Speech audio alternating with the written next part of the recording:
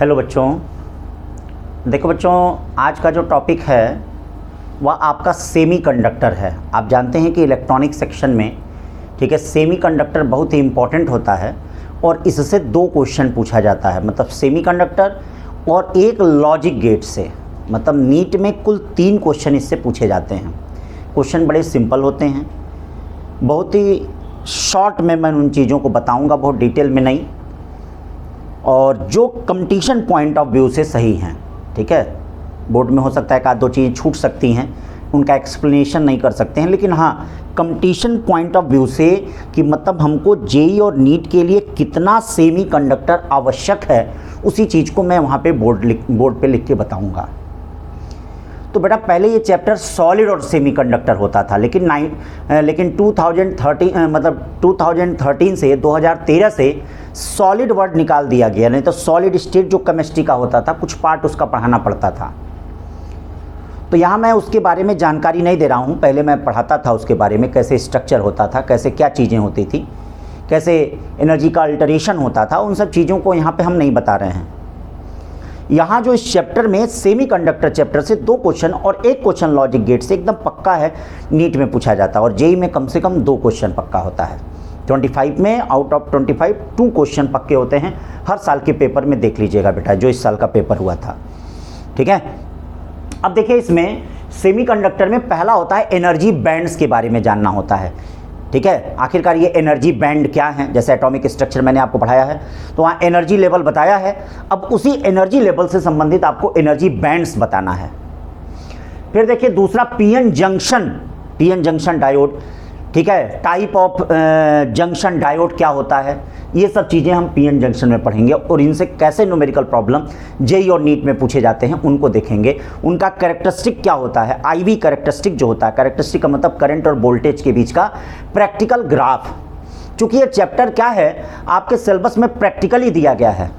ठीक है, आपके सिलेबस में ये चैप्टर क्या है, प्रैक्टिकली दिया गया है। तो इसलिए अगर प्रैक्टिकली दिया गया है तो आप इस पे प्रैक्टिकली विशेषकर बातों को नहीं ध्यान देना है, केवल उनका डाटा याद रखना है और कैसे कैसे उनका ग्राफ मिला है, कैसे कैसे क्या चीज़ें मिली हैं उनको। और नहीं तो या तो सीखने का सबसे अच्छा तरीका है प्रैक्टिकल करिए, लेकिन प्रैक्टिकल चूँकि हम लोग कंपटीशन के आप लोग स्टूडेंट हैं, तो इसीलिए आपको प्रैक्टिकल से दूर रखना है, केवल मेन बातों को जानना है जिनके आधार पर हमारा न्यूमेरिकल प्रॉब्लम सही हो जाए। ठीक है, तो इसीलिए मैं एक्सप्लेन नई चीज़ों को करूँगा, तो जहाँ कमी लगेगी उससे घबराइएगा मत। कंपटीशन के लिए 100% आपका सही होगा।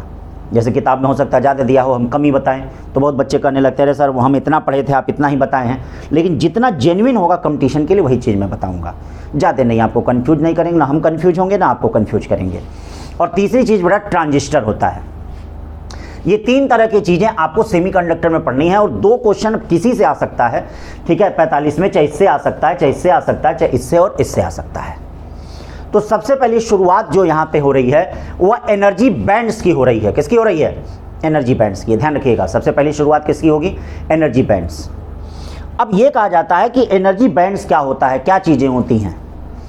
तो आप सभी लोग एटॉमिक स्ट्रक्चर में पढ़े हैं कि जो हाइड्रोजन का एटम होता है, देखिए हाइड्रोजन में आपने पढ़ा था, देखिए इलेक्ट्रॉन जो होते हैं वो डिफरेंट एनर्जी लेवल में होते हैं, हाइड्रोजन वाले में पढ़ा था।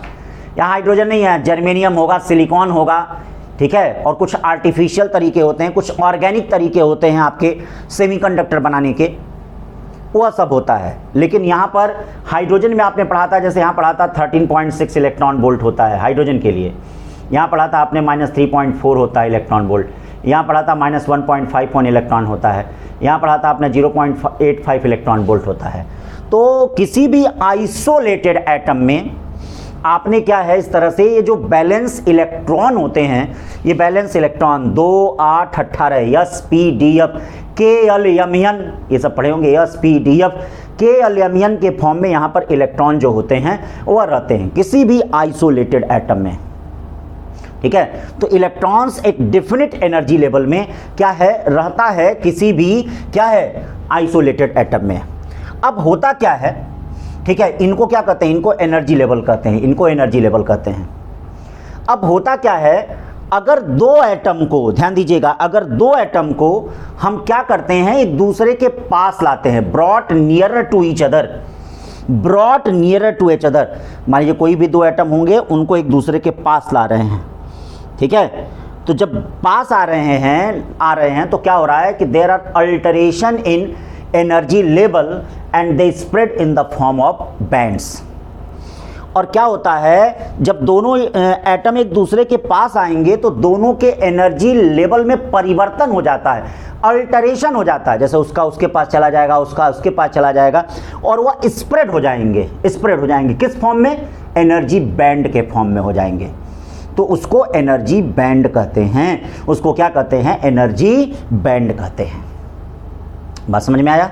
ठीक है। किसी भी आइसोलेटेड एटम में electrons allowed in different sharp क्या है level is called energy level. Different orbits में अलाउड होते हैं, उनको एनर्जी लेवल कहा जाता है। When two atoms brought nearer to each other, एक दूसरे के तरफ आते हैं, ठीक है, द अल्टरेशन ऑफ एनर्जी, उनमें एनर्जी का क्या होता है? परिवर्तन होता है। और this energy spread in the form of energy band, इसी एनर्जी को एनर्जी बैंड के फॉर्म में कहा जाता है। तो डेफिनेशन समझ में आ गई। बाकी चीज़ें हमने इसका 1s 2s ये सब बताया नहीं, झूठ में तामझाम बताने की जरूरत नहीं, कहीं पूछा भी नहीं जाता, ना पूछा जाएगा। ठीक है ना, जर्मेनियम का हमने बताया, ना सिलिकॉन का बताया। अभी जर्मेनियम सिलिकॉन का क्या यूज होगा उसको हम लोग पढ़ लेंगे। ठीक है, तो समझ गए। In the isolated atom the balance electrons can exist only in one of the allowed orbitals each of sharply defined energy levels, but when two atoms brought nearer to each other there are alteration in energy level and they spread in the form of bands and they spread in the form of bands is called energy band। अब यहाँ पे हमको 3 तरह के energy band पढ़ने हैं और उसी के बेसिस पे हमको सॉलिड कंडक्टर और सेमीकंडक्टर में अंतर बताना है। सॉलिड कंडक्टर सेमीकंडक्टर में अंतर बताना है। उसी के आधार पे हमको होल, उसी के आधार पे हमको क्या फ्री इलेक्ट्रॉन, उसी के आधार पे इंट्रिंसिक कैरियर, एक्सट्रिंसिक कैरियर, मतलब इंट्रिंसिक सेमीकंडक्टर, एक्सट्रिंसिक सेमीकंडक्टर के बारे में हमको बताना है। ठीक है बेटा। तो अब ये कौन कौन से 3 टाइप के हैं? Balance band, conduction band, forbidden energy gap. Forbidden energy gap. तो आइए हम लोग अब वैलेंस बैंड को पढ़ते हैं। चलो भाई देखो, अब वैलेंस बैंड के बारे में देखो। हमने कहा कि यहाँ पे एनर्जी बैंड के 3 तरीके होते हैं, 3 प्रकार का होता है एनर्जी बैंड। भाई एनर्जी बैंड जो होता है 3 प्रकार का होता है। देखिए जो एनर्जी बैंड होता है उसका ये डायग्राम इस तरह से, मतलब ये एक डायग्राम है, मतलब इसी तरह का आपको दिखेगा नहीं, एक तरह का बैंड का डायग्राम ड्रॉ किया गया है ये। तो नीचे देखिए ये वैलेंस बैंड होता है, ये बीच में ये एनर्जी गैप होता है और ये कंडक्शन बैंड होता है। एक तरह से समझिए कि बीच में नदी फ्लो कर रही है, ठीक है, और इधर एक सेना है, उसको दूसरे देश में आक्रमण करना है। किसकी सेना है? इलेक्ट्रॉनों की सेना है। अगर इलेक्ट्रॉनों की सेना इस नदी को पार करके भारी मात्रा में चली जाती है, बहुत ढेर मात्रा में, तो वह कंडक्टर कहलाता है। अगर मान लीजिए एक भी इलेक्ट्रॉन सैनिक कंडक्शन बैंड में ना पहुंच पाएं, तो उसको इंसुलेटर कहा जाता है। मतलब नदी काफ़ी चौड़ी होगी, बहुत चौड़ी है नदी और कोई पहुंच नहीं पा रहा है, तो उसको इंसुलेटर कहा जाएगा। और सेमीकंडक्टर में पार्शियली, मतलब आंशिक रूप से पहुंचते हैं, 2 4 5 6 इलेक्ट्रॉन जो भी होता है, जैसी क्वांटिटी होती है एटम का, उस रेशियो से आपके मान लीजिए पहुँचते हैं, तो उनको सेमीकंडक्टर कहा जाता है। तो एक तरह से समझ लीजिए यही संरचना है, दिमाग में बैठाना है कि नदी इस पार क्या है, खूब ढेर सारे इलेक्ट्रॉन हैं। नदी अगर ज़्यादा चौड़ी है तो उस पार कोई इलेक्ट्रॉन नहीं जा पाएगा। नदी एकदम है ही नहीं, बहुत पतली है, नाली है, तो जब मन करेगा तब इलेक्ट्रॉन चले जाएंगे उस पार। और नदी अगर ठीक ठाक चौड़ी है तो कम इलेक्ट्रॉन उस पार जाएंगे। एकदम समझ लीजिए इसी प्रक्रिया पे आपका ये जो कंडक्शन बैंड का कॉन्सेप्ट होता है वो वही होता है। मतलब नदी नहीं है, ठीक है, लेकिन इसी प्रक्रिया पे काम करता है। अब जो ये नीचे वाला बैलेंस बैंड और ये फॉरबिडन एनर्जी गैप और ये जो कंडक्शन बैंड होता है, जरा इसको देख लेते हैं कि इस पे किस प्रकार के क्या चीज़ें होती हैं। तो देखिए ये जो बैलेंस बैंड होता है ये मैक्सिमम एनर्जी का बैंड होता है, ज़बरदस्त एनर्जी का बैंड होता है ये, ठीक है, ज़बरदस्त एनर्जी का बैंड होता है। इसके अंदर इलेक्ट्रॉन होते हैं, ये पूरा इलेक्ट्रॉनों से भरा होता है, या तो समवॉट एम्प्टी, या तो किसी के लिए कुछ खाली होता है। एक 2 जैसे क्लास में बच्चे बैठे हुए हैं, तो मान लीजिए 2 4 बच्चे नहीं आए हैं, 100 लोगों की क्लास है, 2 4 लोग नहीं आए हैं, तो समवॉट एम्प्टी होता है या पूरा भरा होता है ये जो कंडक्शन बैंड होता है। लेकिन ये इलेक्ट्रॉन क्या होते हैं, निष्क्रिय होते हैं। ये इलेक्ट्रॉन किसी एक्सटर्नल फील्ड से, ठीक है, कोई गेन वेन करते नहीं है, कुछ भी गेन वेन नहीं करते हैं। जो इसके अंदर इलेक्ट्रॉन होते हैं कोई एनर्जी का गेन वेन नहीं करते हैं, क्योंकि जो इलेक्ट्रिक फील्ड मिलती है उनकी सारी ऊर्जा लग जाती है, ठीक है, यहां से लेकर यहां तक कूदने में।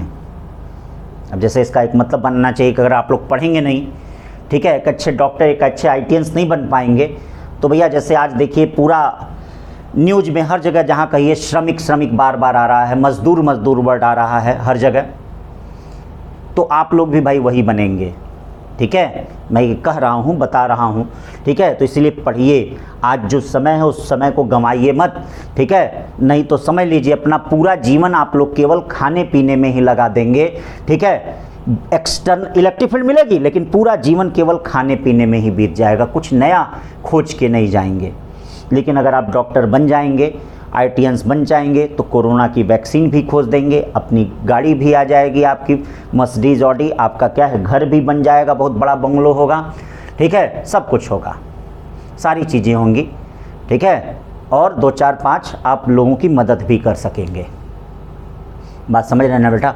तो इसीलिए अपने आप को भैया ये समझिए कि अगर इसमें है तो आपको इलेक्ट्रिक फील्ड मिलेगा तो आप गेन तो करेंगे एनर्जी का, लेकिन उस एनर्जी से केवल इसमें कूदेंगे कंडक्शन बैंड में, उस एनर्जी से कोई करंट नहीं प्रोड्यूस होगी, कोई करंट क्या है इसमें नहीं प्रोड्यूस होगी, ठीक है। तो उसी चीज को हमने यहां पर लिख दिया है। और इसमें देखिए एक डिफिनीशन आती है फर्मी एनर्जी, कंडक्शन बैंड में एक डिफिनीशन आती है फर्मी एनर्जी। तो maximum energy possible for electron at 0 kelvin, 0 kelvin का मतलब क्या होता है -273 डिग्री सेंटीग्रेड।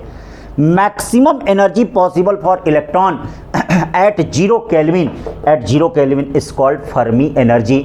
उसको हम फर्मी एनर्जी कहते हैं, फर्मी एनर्जी लेवल कहते हैं, ठीक है।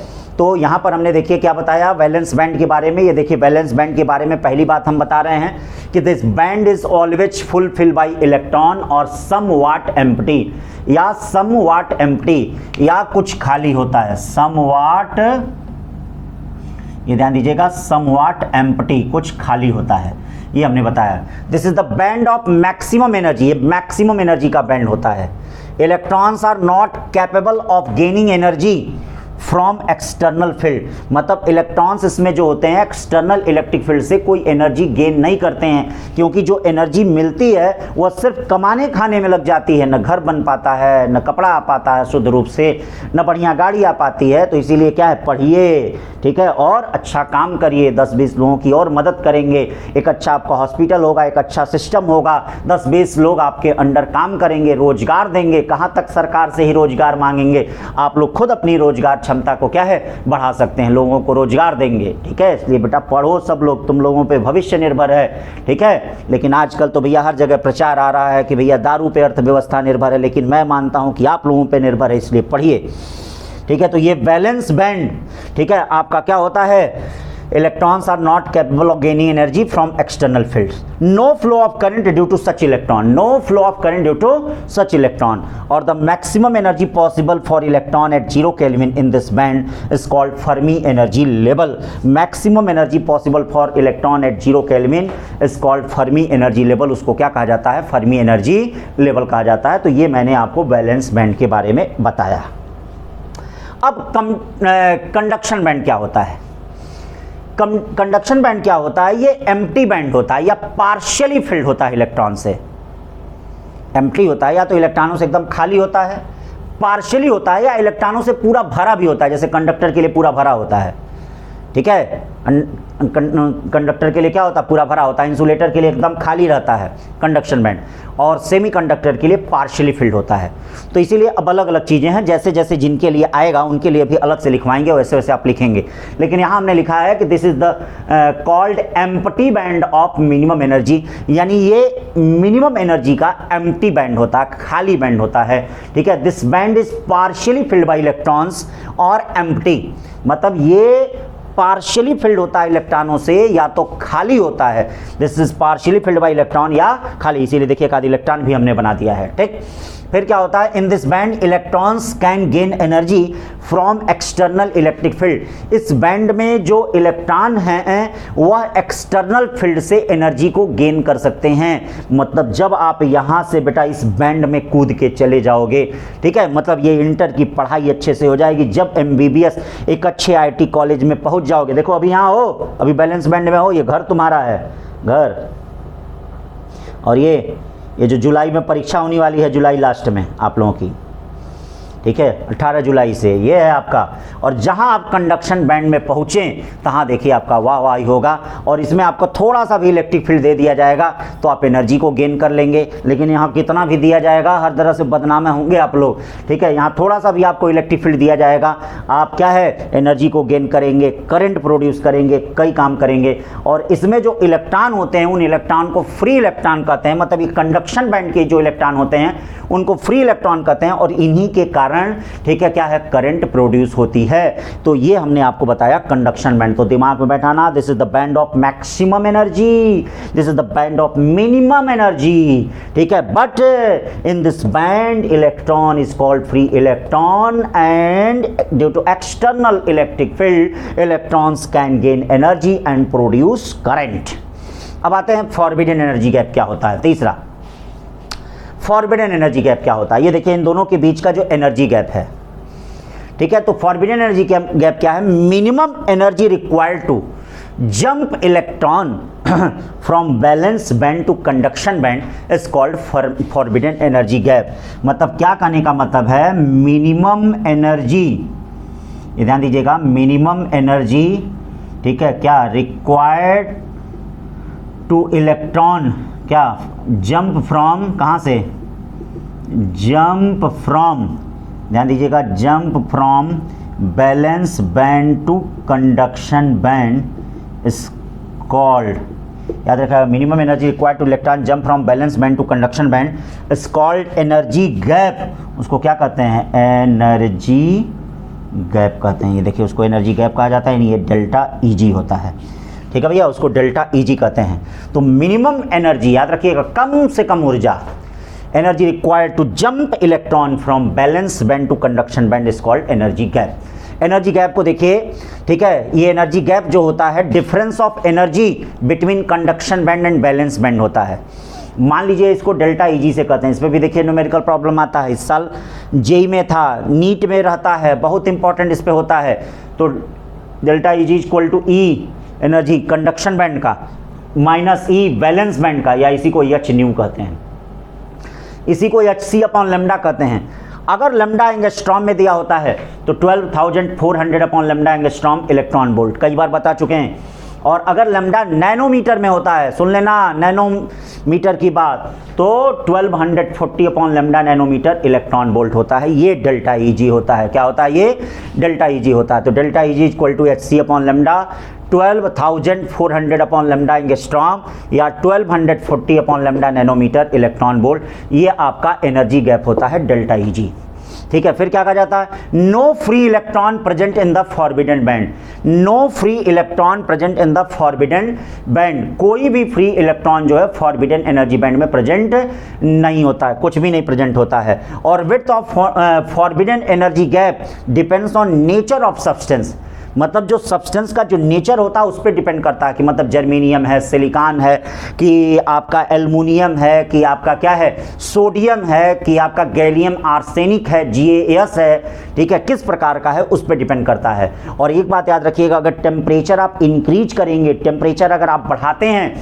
टेम्परेचर अगर आप बढ़ाते हैं तो फॉरबिडन एनर्जी गैप जो होता है स्लाइटली डिक्रीज करता है, हल्का सा क्या करता है, ये डिक्रीज करता है। Temperature increase, forbidden energy gap slightly decrease. ये देखिए forbidden energy gap decrease, slightly हल्का सा डिक्रीज करता है, ऐसा नहीं कि बहुत ज़्यादा, ठीक है, टेम्परेचर बढ़ाने पे। ऐसा इसलिए होता है कि भैया आप जानते हैं कि एक्सपेंशन होता है तो हर तरफ से एक्सपेंशन होगा तो उस समय इलेक्ट्रॉन की कंडक्टिविटी बढ़ जाती है, इलेक्ट्रॉन थोड़ा ज़्यादा कूदेंगे, इस वजह से हल्का सा स्लाइटली क्या है, डिक्रीज कर जाता है, ठीक है। तो बात समझ में आ गई। This is the band of maximum energy, this is the band of minimum energy, this is the full filled by electron और somewhat empty, this is the partially filled by electrons और completely filled भी होता है. This is called energy gap. Energy gap is the क्या होता है, energy gap क्या होता है, minimum energy required to jump electron from valence band to conduction band is called the energy gap. ठीक है, और डेल्टा Eg इक्वल टू क्या होता है, एच न्यू. अब delta Eg equal to H nu पे जो नीट में आया हुआ क्वेश्चन है उसको जरा देख लेते हैं. ठीक है,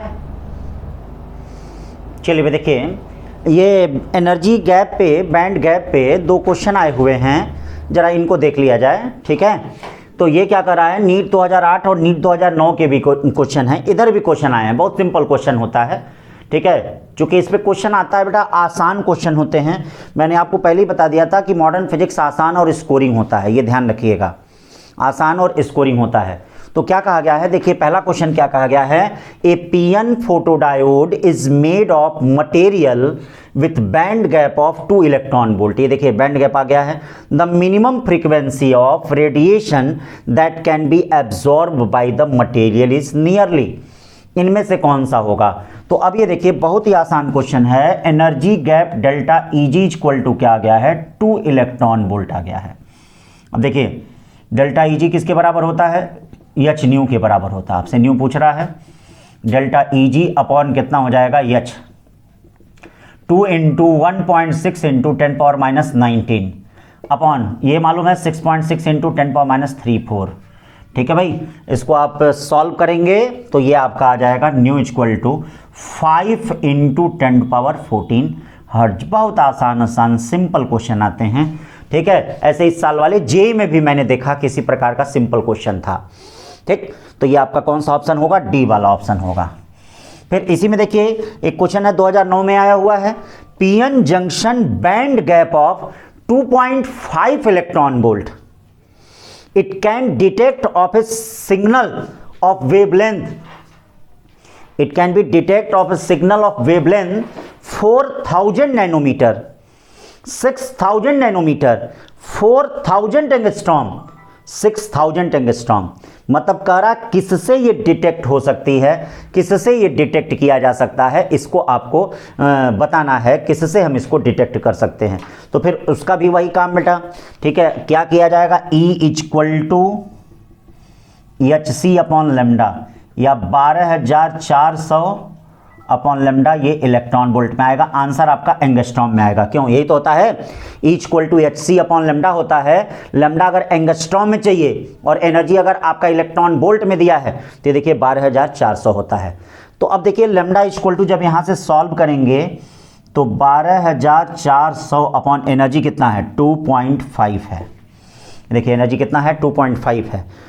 तो 2.5 है, जब इसको सॉल्व करेंगे तो ये देखिए क्या आएगा, 12401 एक बढ़ा दिया जाए, 25 कर दिया जाए.